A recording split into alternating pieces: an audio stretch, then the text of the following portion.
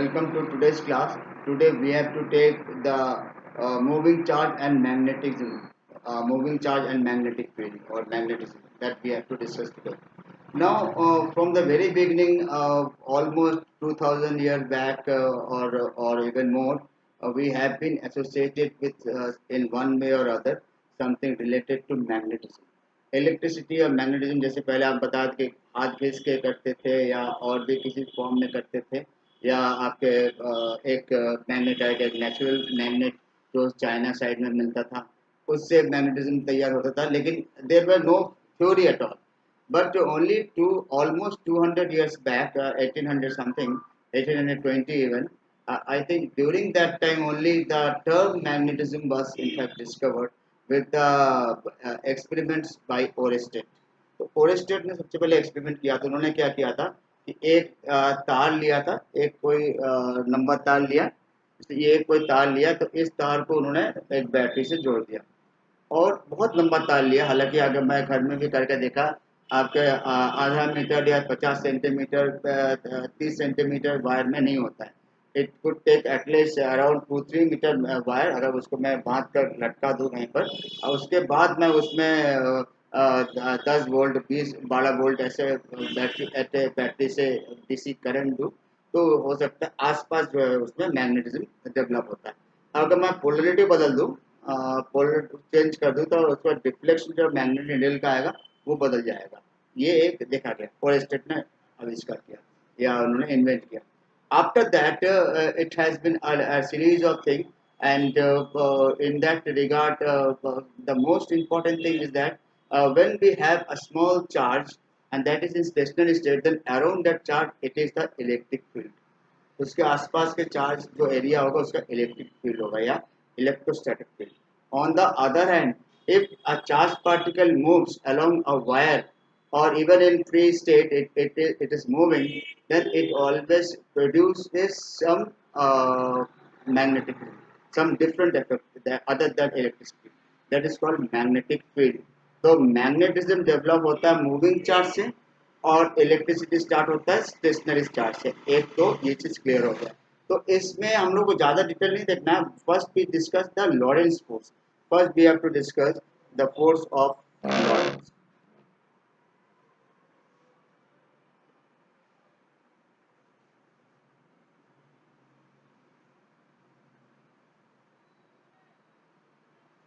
Lawrence force क्या देखते हैं हम लोग बेसिकली कि whenever any charge particle whenever any charge particle enters a magnetic field ये मैग्नेटिक फील्ड देखिए दिखाया गया ये जो क्रॉस क्रॉस बनाते हैं it mean the magnetic field is perpendicular to the plane of paper and acting inward इसका मतलब इस जो बोर्ड के जो व्हाइट बोर्ड दिख रहा है इस ये क्रॉस क्रॉस बना है इसका मतलब मैग्नेटिक फील्ड का डायरेक्शन क्या है अंदर की ओर ये मान के चलते हैं अभी मैग्नेटिज्म अभी स्टार्ट नहीं हुआ मैग्नेटिज्म कैसे तैयार होता है वो बायोसेव और लॉ से हम लोग थोड़ा थोड़ा बताएंगे कैसे डेवलप होता है लेकिन ये उससे पहले वाला से we are following the NCERT book and therefore we begin with the term Lorentz force and therefore Lorentz force बताने के बाद then we will discuss its application application के बाद हम लोग दो तीन चीज बताने के बाद then we will move to in the next section maybe the next video we will discuss Biot-Savart law and Ampere-Circuital law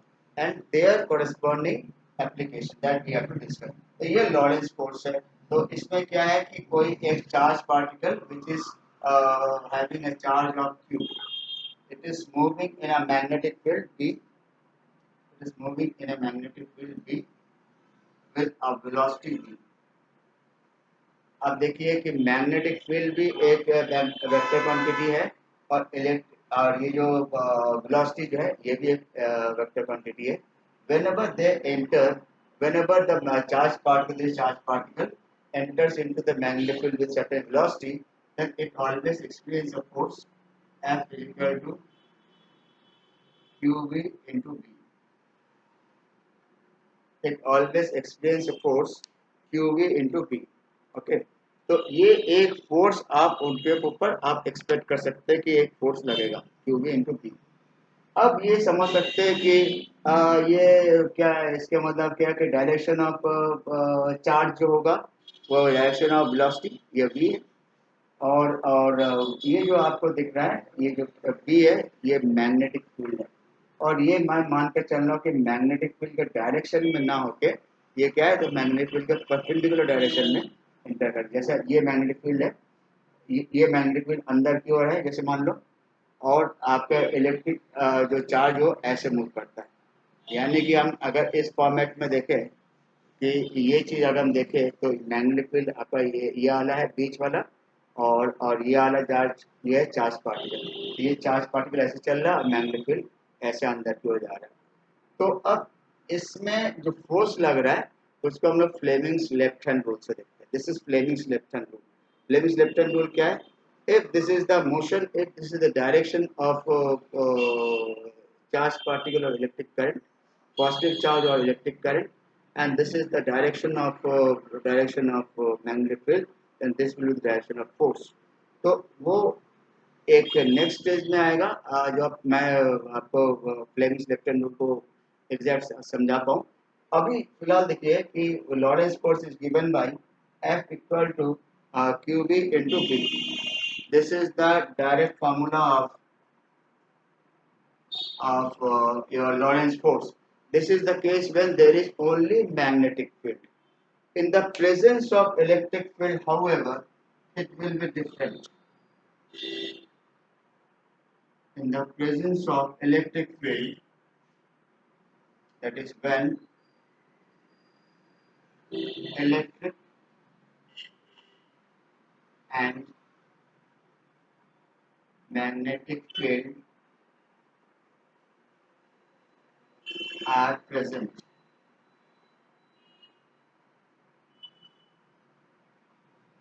Then mutually perpendicular direction. अब ये भी दे दिया कि इन म्यूचुअली परपेंडिकुलर डायरेक्शन में कौन है, ये जो है आपका इलेक्ट्रिक और मैग्नेटिक फील्ड है। ठीक है, अब उसमें एक चार्ज पार्टिकल v स्पीड से चल रहा है and v is perpendicular to both, v is perpendicular to both. कैसे मानेंगे? Let a charge particle enters a field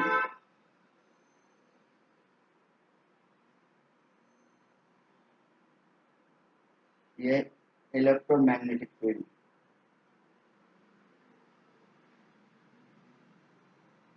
in such a way that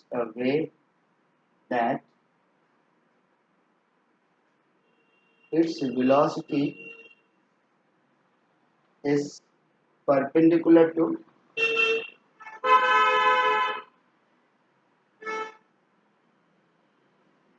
both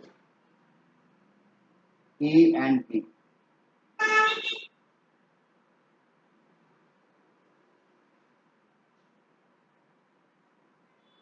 ये दिया हुआ है कि एक ऐसा इलेक्ट्रिक फील्ड है, ऐसे एक सिस्टम है जहाँ पे इलेक्ट्रिक कोई चार्ज पार्टिकल एंटर करता है v स्पीड से, और वो जो है इलेक्ट्रिक फील्ड और मैग्नेटिक फील्ड दोनों के म्यूचुअली परपेंडिकुलर है। अब ऐसे आप ये समझ सकते हैं कि you can just assume that this could be a situation like this.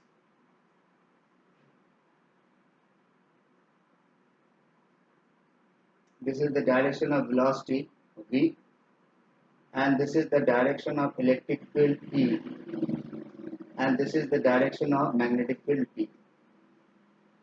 अब ये समझ सकते हैं कि ऐसा कुछ सिस्टम है जिसमें कि एक डायरेक्शन में आपका वेलोसिटी है और एक डायरेक्शन में आपका इलेक्ट्रिक फील्ड है और एक डायरेक्शन में मैग्नेटिक फील्ड है, ये अलग अलग है। तो अब obviously it is found that naturally when we have to have this electrical force, then electrical force F is nothing but it is equal to Q into E। यानी कि ये इलेक्ट्रिक फोर्स इलेक्ट्रिक फील्ड के direction में ही electric force लगेगा। That means we can have the electric force in this direction only, this is F E. Okay. Now let us find out the direction of magnetic force.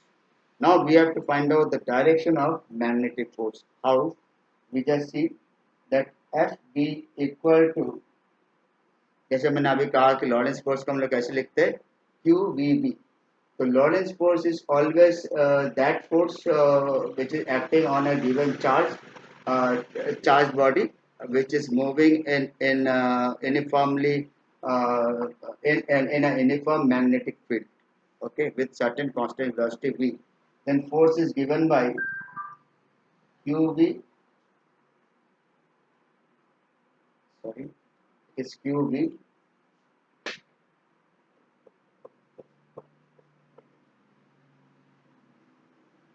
QV into V. अब अगर आप इनको IJ के form में देखते हैं, अगर आप इनको IJ के फॉर्म में, तो ये V क्या है, I के डायरेक्शन में है, और ये क्या है आपका J के डायरेक्शन में है, और E क्या है, ये आपका K के डायरेक्शन में, ठीक है, I J एंड K. तो इसके हिसाब से आप क्या देख सकते हैं कि ये जो है आपका FE जो है electrical force is how much, this is in the direction of what, K. तो इसको हम लोग लिख सकते हैं QE इंटू K. ये आपका आ गया direction of, this is that vector electric force on that charge particle. ये इलेक्ट्रिक फोर्स होगा चार्ज पार्टिकल पे. अच्छा, अब ये मैग्नेटिक फोर्स को हम लोग ऐसे लिखते हैं, तो अब ये देख सकते हैं कि V को हम लोग किस डायरेक्शन दिखा रहे हैं, ये I के डायरेक्शन में दिखा रहे हैं. तो V can write it as Q V और I, इस फॉर्म में लिख दिया हमने. क्रॉस ये B है, B किस डायरेक्शन में है, J फॉर्म में डायरेक्शन में, इसको BJ लिख सकता हूँ मैं. तो इन जनरल QVB तो ऐसे लिख दिया, और यहाँ लिख दिया आपने I cross J, I cross J, क्योंकि आपने ये वाला डायरेक्शन ले लिया था अपना किसका, this is the in fact direction of what we have magnetic field, and this is the direction of electric field, and we are considering positive charge. तो पॉजिटिव चार्ज पे इलेक्ट्रिक फोर्स का direction वही होगा जिस direction में आपका electric field होगा. तो ये इलेक्ट्रिक फील्ड हो गया. अच्छा, नेक्स्ट हम लोग जो देखते हैं मैग्नेटिक फोर्स क्या है, V इंटू बी. तो V में क्या है, V इज दिस मच, ये है I और ये है J, ठीक है. तो इसके मतलब क्या हो जाएगा कि in general what we have, suppose we are having Q is as I and V as B. Let us take what we have to take. Here you can see that we have taken this direction as your direction I, क्योंकि velocity जिस enter का तो वो main होता है, तो उसका तो I से लेने होगा. अच्छा, इसके बाद हम लोगों ने इलेक्ट्रिक फील्ड को K लिखा था, but this is not fair because electric एक जानते स्टेशनरी भी रहता है तो भी इलेक्ट्रिक फील्ड बनता है. तो इसको हम लोग नेक्स्ट प्रायोरिटी के साथ इसको J लिखेंगे, दिस भी राइट एज J. तो थोड़ा चेंज आ जाएगा, and this must be your K. तो ये आएगा आपका K. तो अब नेचुरली जहाँ पे इलेक्ट्रिक फील्ड का डायरेक्शन होगा तो this must be your J. ये J है और ये है आपका K. तो अब यहाँ पर देखिए जो क्या आ जाएगा, I and this is equal to your this into K, this into K. तो एक आपने देखा है कि QVB and I cross K बचा, I cross K is minus J, QVB minus J, ये FB हो जाएगा. दिस इज द FB, ठीक है. मैग्नेटिक फोर्स इतना हो जाएगा, this is electric force number 1, magnetic force number 2, total force, total Lorentz force, ये आपका क्या आ गया आप देख सकते हैं, electric force plus magnetic force like this. तो इसको हम लोग लिखेंगे Q into E plus QV into B. ये तो जनरल, ये तो आपको लॉरेंस फोर्स का जनरल फॉर्मेट तो यही होता है। इसको और सिंप्लीफाई किया आई जे के में जब किया है तो यहाँ पर क्यू ई क्यू है और यहाँ पर ई और माइनस यहाँ पर कितना आएगा क्यू, यहाँ पर आया आपका V B, V into B और ओवरऑल ये जे। तो इसके मतलब क्या है कि ये देखिए आपका प्लस जे है और यहाँ पर जो मैग्नेटिक फोर्स कैसे लग रहा है, इस डायरेक्शन लग रहा है एफ बी। यहाँ पर एफ ए लग रहा है, एफ ई लग रहा है, यहाँ पर एफ बी, तो दे आर म्यूचुअली अपोजिट। तो एक चीज क्लियर होगा कि अगर ये इक्विलिब्रियम में हो, टोटल फोर्स अगर चार्ज बॉडी पर जीरो हो, then what we have, in that case what we will have, we will definitely have the F E equal to F B।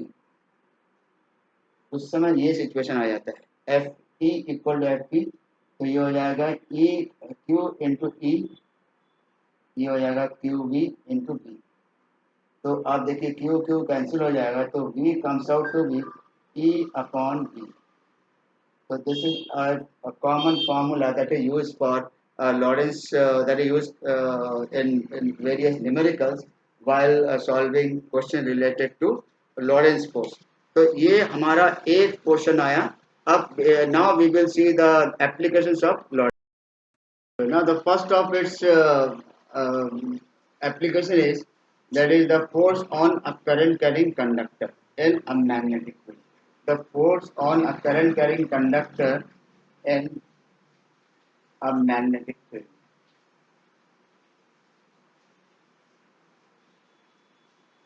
ये आपका पहला एप्लीकेशन है। तो इसमें आपको दिख रहा है ये जितने भी लाइंस दिख रहे हैं all vertical horizontal lines, they are all magnetic field, uniform magnetic field, जिसमें एक कंडक्टर जैसी ये है, एक कंडक्टर को हमने ऐसे रख दिया एट सम एंगल, कुछ एक एंगल बनाते हुए इसको हमने रखा है। मतलब करंट और ये मैग्नेटिक फील्ड के बीच कुछ एंगल बना हुआ है and that angle is how much, that angle is your theta. तो एंगल के लिए आपने क्या मान लिया कि axis of the magnet, sorry axis of the conductor, state conductor and the magnetic field makes an angle theta, ये इनके बता दिया गया। ठीक है। अच्छा अब इसमें क्या current I is passing through it. मैं देखो यहाँ पे मेन चीज क्या है, हमको लॉरेंस फोर्स का वो निकालना एप्लीकेशन। तो here Q charge is not given, but rather we are given that let there be a current carrying conductor of length L placed in a uniform magnetic field B in such a way that the axis of the conductor makes an angle theta with the magnetic field and current I is flowing through it। देखिए यहाँ से आ रहा है, यहाँ से निकल रहा है, ये दिख रहा है। ओके, तो अब हम ये करंट तो ऐसे तो नहीं होता, इसके अंदर फ्री इलेक्ट्रॉन्स होंगे, तो फ्री इलेक्ट्रॉन्स के मूवमेंट से करंट डेवलप होता है, इसमें तो कोई डाउट नहीं है। ठीक है। अगर मैं ये मान के चलता हूँ let it is moving with free electron, it is moving with free electrons and each of having a current drift velocity vd। तो हम लोग क्या लिख देते हैं, I equal to N E A V D, जो आप लोग पिछले चैप्टर में देख चुके हैं। N E A V D, where N is the number density, the number of free electrons per unit volume, E is the charge of an electron, A is the cross-section area of this conductor and VD is the drift velocity। इतना दे दिया। ठीक है। अच्छा अब ये तो हो गया करंट। अब ये करंट आपको मालूम हो गया तो आपको क्या चाहिए, देखो मैग्नेटिक फील्ड दे रखा है B। तो अब आप क्या देख सकते हो कि यहाँ पर I इक्वल टू आपने क्या कर दिया, एन ई को एक साथ लिख दिया और बी डी को एक साथ लिख दिया और ए को आपने अलग कर दिया, ये पुट ए सेपरेटली। ठीक है, ए को आपने सेपरेट कर दिया। और एन क्या होता है, total number of electron per unit volume. Okay, total number electron per unit volume means L into A E V D into A. देखिए ए कैंसिल आउट हो गया and we are left with only this n into e upon L V D, current इतना आ गया, और ये N into E क्या होगा, total charge existing in the given conductor, तो इसको हम क्यू कह सकते हैं। तो Q V D upon L, Q V D upon L equal to your I, ठीक है। और एक एक इलेक्ट्रॉन पे अगर आप फोर्स एफ पी लगता है तो इतने सारे इलेक्ट्रॉन पे यानी नेट चार्ज पे भी फोर्स कुछ लगेगा। तो लॉरेंस फोर्स, क्योंकि यहाँ पे इलेक्ट्रिक फील्ड नहीं है तो इलेक्ट्रिक फोर्स तो नहीं हो सकता है, तो Lorentz force F B equal to Q B into magnetic field, ये होता है लॉरेंस फोर्स। अब मैग्नीट्यूड वाइज देखेंगे तो खाली क्या हो जाएगा, F B equal to simply हम ये कह सकते हैं Q B B sine theta, क्योंकि बी और बी तो इसी डायरेक्शन में बी होगा। अगर इस डायरेक्शन अगर आपका करंट है तो इलेक्ट्रॉन का डायरेक्शन ऐसे होगा, ये तो जानी बात है, ठीक है। तो बी और इसमें डायरेक्शन कितना है, साइन थीटा है, is the magnitude, Q B B हो जाएगा। अच्छा, अब what you can write, Q B की जगह बी डी कर दीजिए, Q B D B sine theta, Q B D की जगह आप क्या लिख सकते हैं, I into L B sine theta, therefore F B equal to how much, I L B sine theta, और I B L sine theta is the force on a current carrying conductor of length L placed in a uniform magnetic field B when current I passes through it। ये आ गया आपका, ये आ गया आपका force. अब इसका direction कैसे निकालते हैं, इसका डायरेक्शन निकालने के लिए आपको Fleming's left hand rule use करना है। फ्लेमिंग्स लेफ्ट हैंड रूल क्या है, if we stretch three fingers of left hand in mutually perpendicular set like this, if we stretch, खींच कर रखते हैं, if we stretch three fingers of left hand in mutually perpendicular state like this, then if the fourth finger gives the magnetic field, the middle finger gives the direction of your current, then the thumb will give the direction of force, that we call as Fleming's left hand rule. You can see here in this diagram also we have given, this is Fleming's left hand rule, and we have seen that we have taken this left hand, and this is direction of magnetic field, this is the direction of current, and this is the direction of force। तो ये Fleming's left hand rule से इस force का direction हम निकालते हैं। तो ये तो आपका एक एप्लीकेशन था। इस तरह हम लोग क्या निकाल सकते हैं, path of charge particle in a magnetic field. Okay, next we discuss path of charge particle in magnetic field. Yes, we are now discussing the path of a charged particle in a magnetic field. That is, a charged particle with certain velocity v enters into a magnetic field perpendicularly. ये मान के हम लोग चल रहे हैं कि let a charged particle q is entering a magnetic field in perpendicular direction. The direction, that is the angle between the direction of velocity and that of magnetic field is 90 degree, ये दे रखा। अब उसका कैसे कैसे situation आता है अब वो हम लोग देखते हैं। अब देखिए, फॉर एग्जांपल अगर मैं ये मान के चलता हूँ कि suppose we are considering that this as the all the green cross, they are actually the magnetic field perpendicular plane of this whiteboard acting internally, acting vertically inward, okay, or acting perpendicularly to this and in inward direction। इस board के perpendicular direction में है और वो अंदर की तरफ है। यानी कि अगर प्लेन ऑफ पेपर की मैं जो प्लेन ऑफ पेपर हम ऐसे रखते हैं कॉपी आपके टेबल के ऊपर, तो ऐसे रखा हुआ डायरेक्शन ऑफ मैग्नेटिक कैसे इस टाइप के, it is perpendicular plane of paper and in downward direction. It is clear. अब इस डायरेक्शन से जो कि नीचे की ओर है, इस डायरेक्शन में मैग्नेटिक फील्ड जो मैग्नेटिक फील्ड में एंटर करने वाला चार्ज परपेंडिकुलर डायरेक्शन में होना चाहिए। तो देखो ये मैग्नेटिक फील्ड का डायरेक्शन है, तो अगर मैं ऐसे जाऊं तो भी परपेंडिकुलर है, मैं ऐसे जाऊं तो भी परपेंडिकुलर, मैं ऐसे जाऊं तो भी परपेंडिकुलर, मैं ऐसे जाऊं तो भी परपेंडिकुलर, तो हर केस में परपेंडिकुलर है। तो ऐसे मैं चार अलग अलग पोजीशन लिया।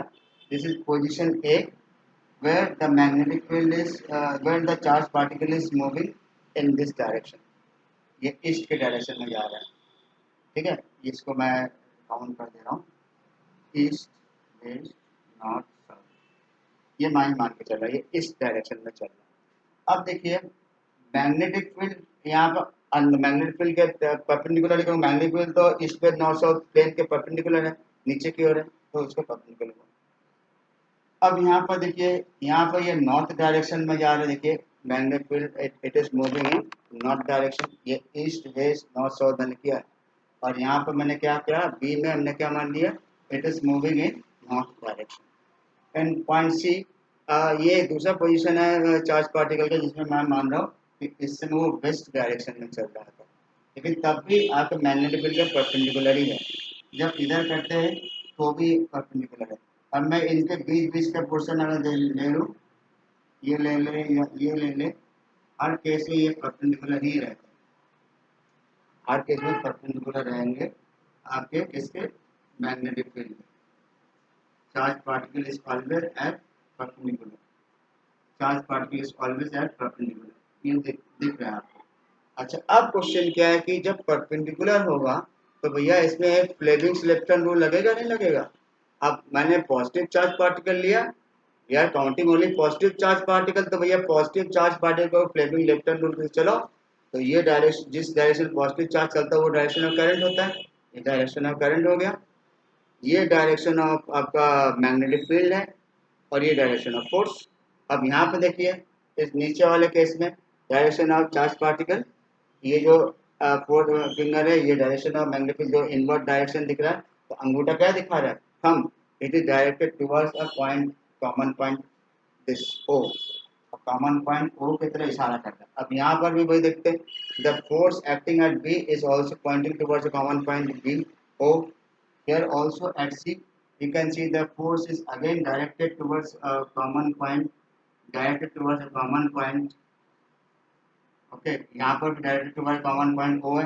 तो ये हर पॉइंट पे अगर एक ही डायरेक्शन में एक ही पर्टिकुलर पॉइंट की ओर डायरेक्ट कर रहा है, that means the path of charge particle is your circular. तो ये चीज आप चाहे लिख सकते हैं, सिंस द फर्स्ट, अब आप लोग पहले क्या लिखेंगे, let there be a charge particle q of mass m enters into a magnetic field b with a velocity v in perpendicular direction, perpendicular bracket में perpendicular to the direction of field, magnetic field, clear?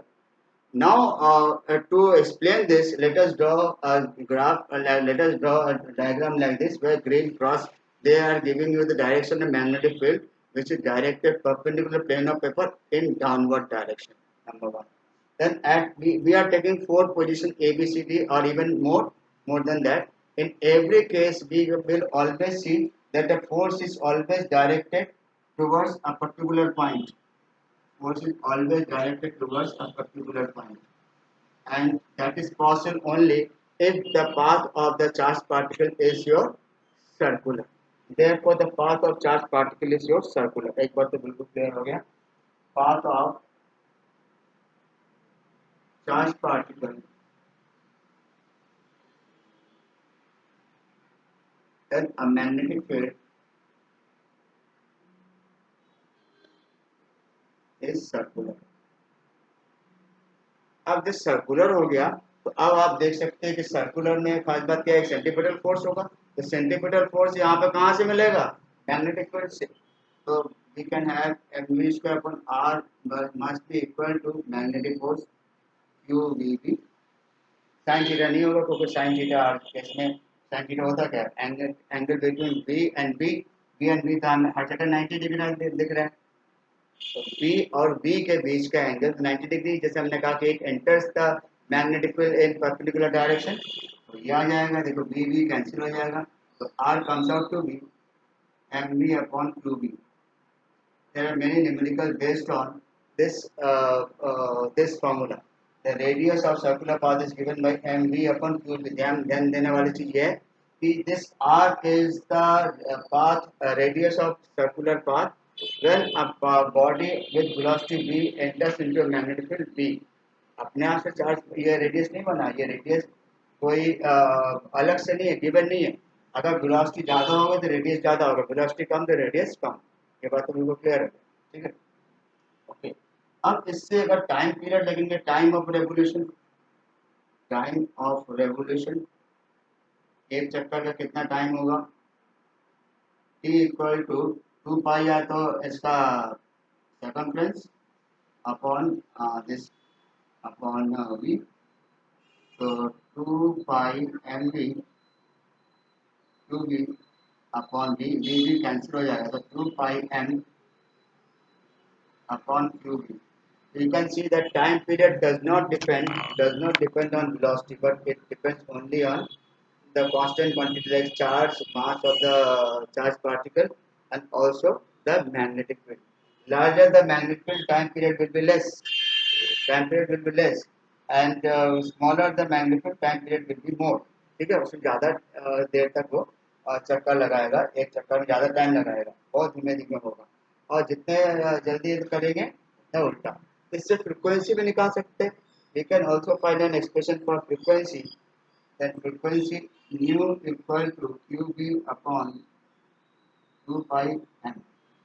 This will be highly useful when we discuss the term cyclotron। Cyclotron में इसका बहुत ज़्यादा उपयोग है।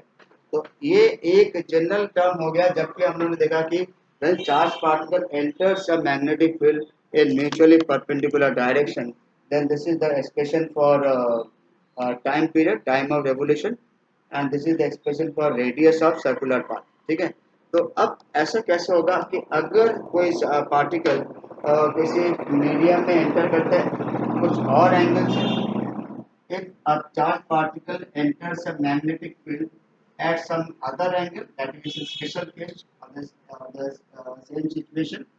इसी situation का एक स्पेशल केस देख लेंगे। यहाँ पर परपेंडिकुलरली एंटर किया था।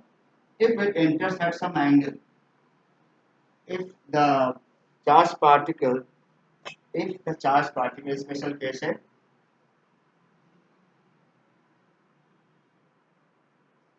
if the charged particle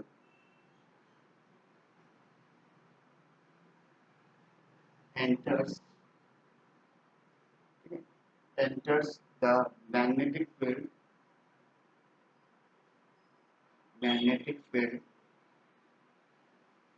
at some angle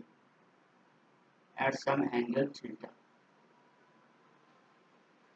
तो अब ये enter the magnet at some angle theta, तो इस समय क्या होगा, this is the direction of velocity and this is the direction of magnetic field. तो इस समय ये कितना बना रहा है, ये थीटा एंगल बना रहा है। It is making an angle theta. ठीक, since it is making an angle theta, therefore we can have two components, of velocity। This is your v cos theta, this is your v sin theta, this is your magnetic field, v, and here the direction of charged particle makes an angle theta with the direction of magnetic field। Here remember we have to divide the velocity into two components, one is v cos theta, other is v sin theta। v cos theta in the direction of field, v cos theta in the direction of field, and v sin theta in perpendicular direction, perpendicular to the field direction। v sin theta क्या है, it is in perpendicular to the field magnetic field direction, and this is in the direction of field, वो भी magnetic field है। तो obvious है ये एक linear motion देगा, यानी चार्ज पार्टिकल का आगे की ओर धकेलेगा in the direction of magnetic field. But ये सर्कुलर मोशन देगा.